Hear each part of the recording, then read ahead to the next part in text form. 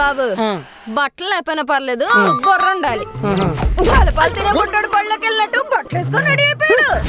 Junction లో జాంకాయలు అమ్ముకునే వాళ్ళ జుట్టు వేసుకొని జెమ్స్ జాబ్స్ అంట. ఇవి పెద్ద స్టీవ్ జాబ్స్. మరి మెయిల్స్ చూడగానే మెయిల్స్ ఫాల్స్ ఉండవు, ఫూల్స్ అవరని పేజీలు పేజీలు రాసేస్తున్నాడు పురాణాలు. అయినా సడన్ గా ఏంటి గుర్తురాట్లేదు.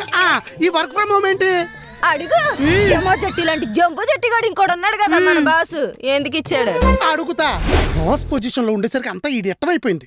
అబ్బో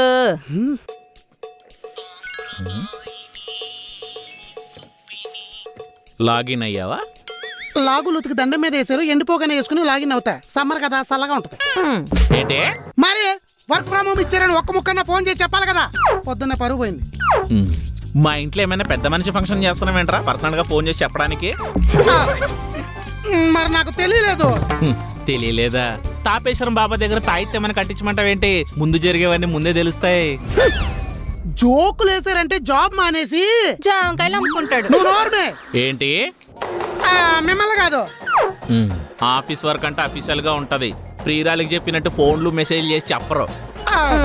మా వాడు మెయిల్ వర్షన్ లో హయ్యన్ మోడల్ అండి. మెయిల్స్ లాంటివి చూడ్డు. నువ్వు కూడా నోర్మే. ఇది కూడా మిమ్మల్ని కాదు. ఒరే నువ్వు 2-in-1 టైప్ రికార్డులో అక్కడక్కడ కలిపి కౌంటర్లు వేసావనుకో 2 minutes లో టర్మినేట్ చేసేస్తా నిన్ను. చేసేయండి బాస్. జమ్కి జాబ్ ఓడిపోతే జనజీవన సాంబ్రాణిలో కలిసిపోతాడు. సాంబ్రాణ అదే బా, అడవిలో ఉండే వాళ్ళు అప్రూవల్ గా మారి జనాలు కలిసిపోతూ ఉంటారు కదా. ఓసే అది సాంబ్రాణి లంగవోని కాదే, స్రవంతి, జనజీవన స్రవంతి. ఏదో వాంతిలే బా, నీకు అర్థమైంది కదా.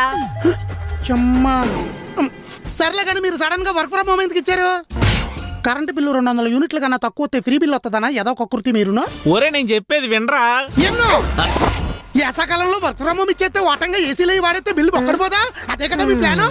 అక్క ఏసీ వేయమంటావా? బావకు బీపీ పెరిగిపోతున్నట్టుంది, కొంచెం కూల్ అవుతాడు. ఏవే బాబు, లేదంటే ఉన్న ఉద్యోగం ఓడగొట్టుకొని కూలీ అయిపోయేలా ఉన్నాడు. ఇక్కడ నేను బిల్లు గురించే కదా వేసుకుంటున్నాను, మళ్ళీ మీరు ఏసీ వేసుకుంటానంటారైతే. ముందు మీరు ఆల్ సెషన్ డాక్లు అరవటం మానేసి వర్క్ ఫ్రమ్ హోమ్ ఎందుకు ఇచ్చారో అడగండి. కనిపెట్టేశాను కదా కరెంట్ గురించి అని. ఇంకెందుకు, అందుకే కదా boss.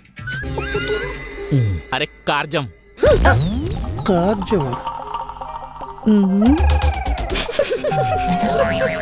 Current bill concession commercial meters కాదురా. మ్యాటర్ తెలియ కూడా మాట్లాడతావు. తెలుసు, రెసిడెన్షియల్ మీటర్లకి తెలుసు. అబ్బా కవర్ చేసేస్తున్నాడు.